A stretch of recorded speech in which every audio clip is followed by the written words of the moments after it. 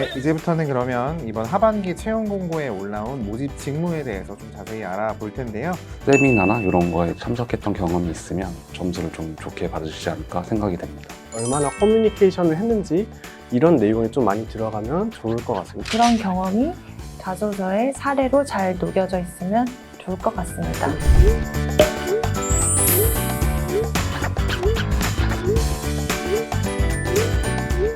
네, 이번에는 첫 번째 채용 담당자 토크에 이어서 두 번째 시간으로 돌아왔는데요. 이수 건설, 그리고 이수 시스템, 이수 엣지스 채용 담당자분들을 모시고 채용 담당자 토크 진행해 보도록 하겠습니다.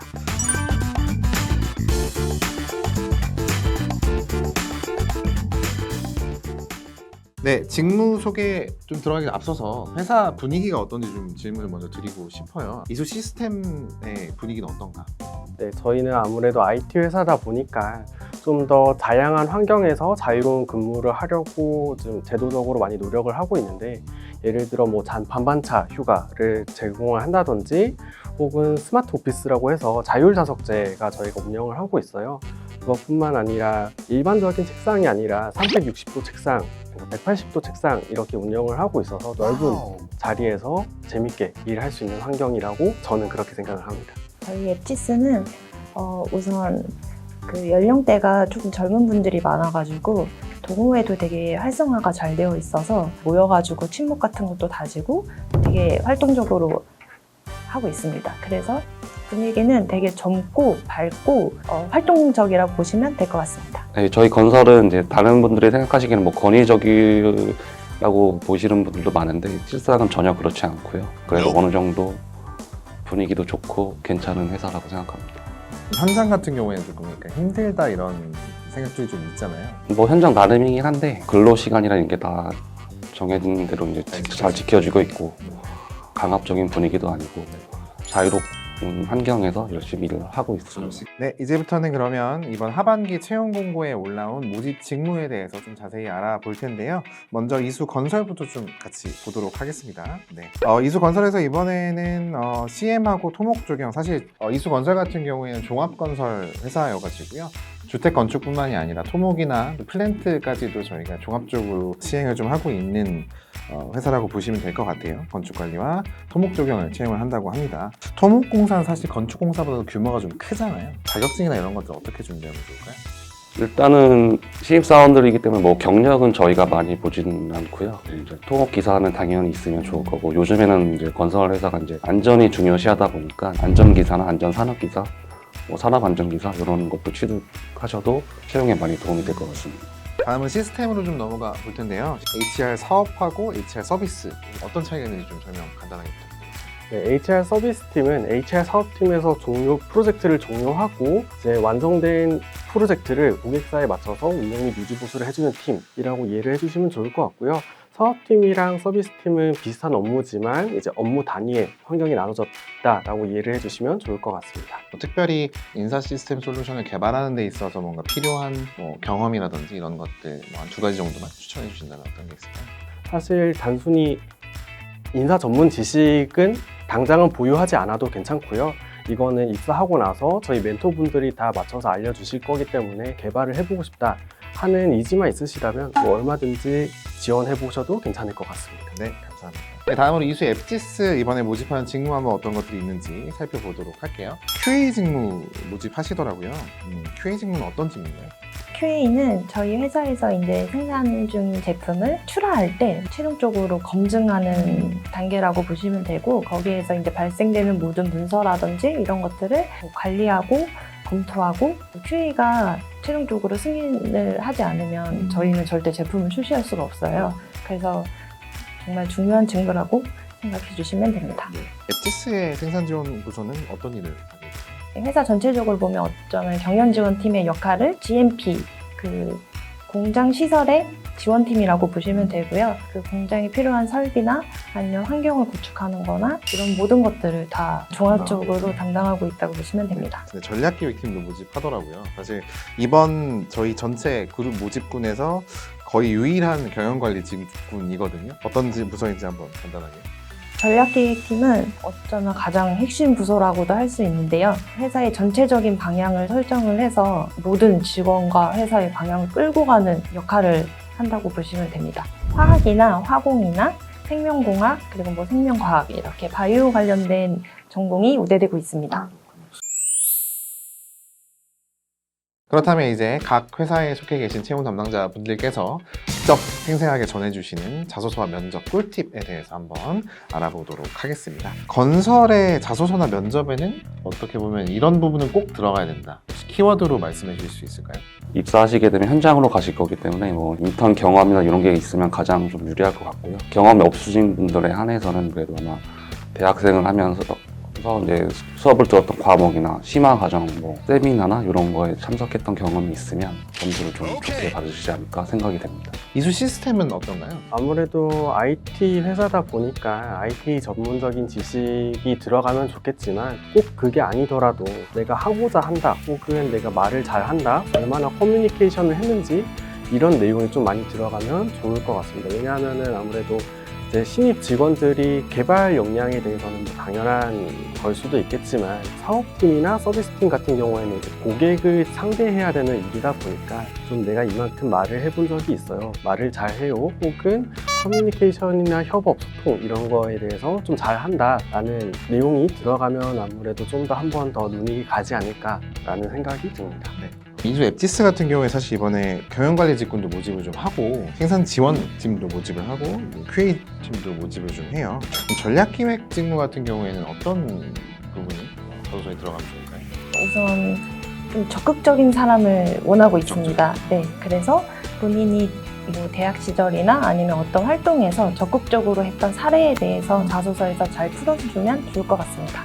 QA는 아까도 말씀드렸다시피 문서를 검토하고 이런 업무가 주 업무이기 때문에 문서 작성 능력이나 꼼꼼함을 필요로 하고 있어서 그런 경험이 자소서에 사례로 잘 녹여져 있으면 좋을 것 같습니다. 생산지원팀은 여러 부서하고 소통을 하는 그 팀이기도 해서 의사소통 능력이 중요한데 우선은 좀 성격은 활발하고 친절하고 그런 분을 찾고 있습니다. 면접 시간이 저희가 1차 면접 같은 경우에는 20분이잖아요. 짧지 않다고 할 수도 있겠지만 어떻게 보면 지원자들 입장에서 좀 짧을 수 있을 것 같아요. 이 짧은 시간 안에 최대한 역량을 좀 발휘할 수 있으려면 면접을 어떻게 준비하면 좋을까요?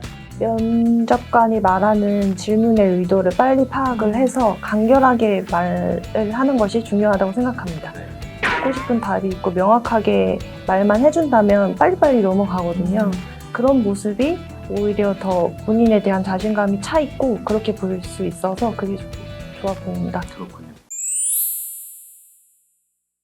네, 다음 순서로 우리 건설 그리고 시스템 앱지스 채용 담당자분들은 과연 레전드로 남을 만한 자소서나 면접 썰이 있었는지 한번 같이 들어보고 싶은데요. 한 번씩 소개 부탁드리겠습니다. 저는 제 경험은 아니고 제 위에 분이 경험하신 면접설인데 한 지원자가 이제 뭐 4개 국어 정도를 한다고 이력서 자소서에 썼나 봐요. 그래서 이제 한국어, 영어, 독일어 뭐 이렇게 해서 뭐 4개 국어 한다고 했는데 면접관의 뒤에 보시는 것처럼 칠판이 있었나 봐요. 그래서 저희 부장님께서 이제 칠판에 러시아어로 한번 써봐라 했더니 아무것도 못 쓰고 저도 그렇게 유유히 사라지셨던. 사실 건설 직무에 러시아어가 필요하진 않거든요. 전혀 필요 없어요. 영어 정도나 필요할까? 네, 그 정도인데 굳이 러시아어를 할 줄 안다고 해가지고 네, 증명하지 못해서 떨어진 경우인 것 같습니다. 네. 이번에는 채용 담당자분들 솔직한 토크를 들어보는 시간을 준비를 또 했는데요. 오전에도 거짓말 탐지기 경험하고 가셨거든요. 네. 바로 그러면 첫 번째 문제 들어가 보도록 할게요. 면접 들어가기 전에 대기실에서의 태도가 결과에 영향을 미치나? 하나, 둘, 셋. 갈렸습니다. 네, 과장님은 O라고 들어주셨고요. 대리님하고 사원님은 X라고 들어주셨어요. 과장님 왜 O라고 생각하셨습니까? 지원자들이 이제 회사에 면접을 들어오는 순간부터 면접은 시작이라고 생각이 돼요. 네. 예, 그래서 들어올 때 태도나 이런 것부터 아마 평가에 다 들어가지 않나 생각이 돼요. X 들어주신 분들. 네. 말씀 주신 거는 저도 어느 정도 맞다라고 생각은 하는데 네. 아무래도 조금 다양한 사람이 있다 보니까 다양한 행동을 취할 수 있는 거고 다양한 모습을 보일 수 있는데 이게 면접이라는 거에 그렇게 평가에 들어가면은 저는 좀 안 된다라고 생각을 합니다. 정면으로 반박하시는 거네요. 네. 면접 대기 시간은 면접 평가에 들어갈 수 없다. 네. 대리님은 저는 X를 했는데 네.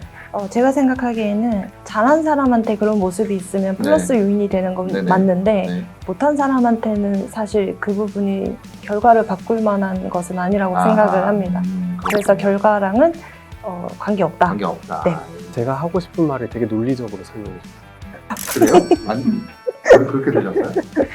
다른 얘기인 것 같은데? 맞아요? 그랬던 걸로 네, 그런 걸로 하시죠. 네, 그렇게 하시는 걸로 하고. 네. 자, 과장님 질문 드리겠습니다. 과장님이 이수건설에 입사하실 때 바른 자세를 유지하고 면접을 보는 것처럼 항상 긴장하고 있어야지라고 생각하셨습니까? 김정수 과장님은 진실로 넣네요. 첫 번째 쳐줘야 되는데 이거. 네, 마지막 질문 좀 드려보겠습니다. 이 부분 사실 오전에도 좀 얘기가 나왔었는데요. 꼬리 질문은 받는 것이 좋다. 하나, 둘, 셋. 네. 미영 사원님하고 정수 과장님은 O를 들어주셨고요. 대리님께서는 꼬리 질문을 받지 않는 것이 좋다라고 들어주셨어요. 다른 계열사는 어떻게 질문하는지 모르겠지만 꼬리 질문을 한다는 건 이해되지 않았을 때 보통 그래요. 아니면 앞에 뭐 했던 말과 뭔가 일관성이 없다거나 정말 말하고자 하는 게 뭔지를 찾고 싶을 때 꼬리 질문을 하거든요. 근데 이제 한 방에 명확하게 답변을 주면 사실 꼬리 질문을 잘 없는 것 같고 뭐가 조금 더 모자르면 한두 개 정도 연관되는 거 물어보는 정도가 이제 좋은 시그널 에피스는 그렇습니다. 사원님도 O를 들어주셨어요? 네네. 저는 실제로 이제 면접을 보면은 꼬리 질문을 하는 편인데요.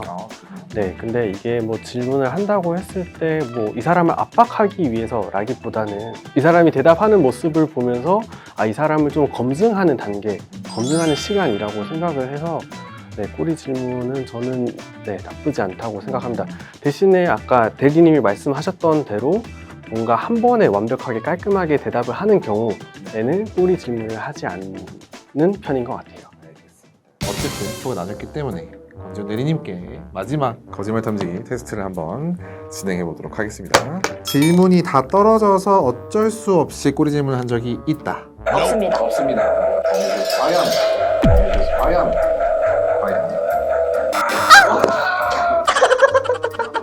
질문이 좀 떨어져서 꼬리 질문 하신 적이 있는 걸로. 네, 채용 담당자 토크 2편도 어느덧 마지막 시간입니다. 1편에서 했던 것과 마찬가지로 각 회사별로 리뷰들을 한번 보고요. 솔직한 답변 혹은 해명 필요한 경우에 기회를 좀 드리도록 해보겠습니다. 네, 건설부터 가보도록 할게요. 네. 지원한 직무 외에 다른 일에 배치된다면 이라는 질문이 있었다. 건설은 왜 이런 리뷰가 달렸다고 생각하세요? 저희 업종상 이제 건축, 토모 이렇게 나누어진다고 생각을 해보시면 이제 모든 지원하시는 분들이 현장만 생각하시고 지원을 하시는 것 같은데 건축만 보더라도 이제 예산이나 설계나 외주나 영업이나 많은 분야로 나눠져 있거든요. 그래서 그때 저희가 이제 필요한 직군에 따라서 면접을 보고 이제 대상자분들한테 제안을 드리는 거고 또 건설 자체가 이제 순환 근무를 좀 하는 편이에요. 그래서 현장에 있다고 해서 현장만 도는 게 아니라 때가 되면 이제 본사 가서 순환 근무 같은 것도 많이 하기 때문에 꼭 한 직무에 얽매이지 않거든요. 그래서 이제 신입분들은 이제 당연히 좀 그렇게 생각하시도 있지만 여러 기회가 더 많이 있을 거라고 그렇게 생각합니다. 다른 업무에 더 어울리실 것 같거나 기회가 있으신 분들에게는 제안을 드리는 거니까요. 혹시 이런 질문을 받으시더라도 너무 아닌 것 같다라고 생각하지는 말아주시고 본인의 어떤 가능성이나 잠재력에 대해서 좀 더 생각해보시는 기회가 되시면 좋을 것 같습니다. 네, 다음으로 시스템 리뷰 한번 가보도록 하겠습니다. 분위기를 풀어주려고 하시지만 질문 자체가 날카로워서 결코 분위기가 풀릴 수 없었다. 좀 날카로운 질문을 하는 거는 이 사람에 대한 제대로 된 역량 검증이라든지 이 사람이 이제 여태 경험을 해왔던 게 맞는지 그런 거를 좀 확인하려고 좀 질문을 날카롭게 하는 게 아닌가라고 생각을 하고요. 그리고 면접자분들 입장에서도 면접이란 시간이 좀 소중한 시간이잖아요. 그냥 정말 통상적인 일상적인 질문만 하게 되면은 아무래도 면접자분 입장에서도 조금 아쉬운 시간이 되지 않나 라고 생각을 하기 때문에 좀 더 어떻게 얘기를 해야 될까라고 많이 고민한다라고 생각해 주시면 좋을 것 같습니다. 네, 앱지스 이제 리뷰 한번 읽어보도록 하겠습니다. 상사가 부당한 지시를 했을 때 어떻게 대처할 것인가? 이거 굉장히 유행했던 질문이죠. 2010년 초반부터 굉장히 곤란하게 만들던 질문 중에 네. 제 혹시 이런 질문 받으신 적 있으실까요? 저는 없는 것 같아요. 혹시 받으셨다면? 저는 그냥 해요. 이유는 어쨌든 상사분이 시키신 것이고 그게 정말 뭔가 도덕적으로 좀 그런 게 아니라면 일단 시키는 것은 하고 뭐 나중에 의견을 드릴 것 같아요. 아, 평가 나중에 할 것이다? 굉장히 어려워요. 정답은 없습니다. 여기에는 정답은 없고요. 또 이런 질문 혹시나 받으신다면 답변 빠르게 정하시면 좋을 것 같고 근거를 좀 확실하게 세우시는 게 좋을 것 같아요. 자기소개서에 써 있는 대로 좀 근거를 끌어오시면 좋겠죠. 본인만의 답변을 좀 일관성 있게 하시면 좋을 것 같습니다. 네, 총 2편에 걸쳐서 6개 회사의 채용 담당자분들을 모시고 여러분께 좀 조금이나마 짐을 덜어드릴 수 있는 시간이 되었으면 하고요. 하반기 채용에도 많은 지원 부탁드리고요. 다음 채용 토크 때는 더 도움이 될 수 있는 정보들 잘 물어올 테니까요. 다음 시간에 또 만났으면 좋겠습니다. 안녕!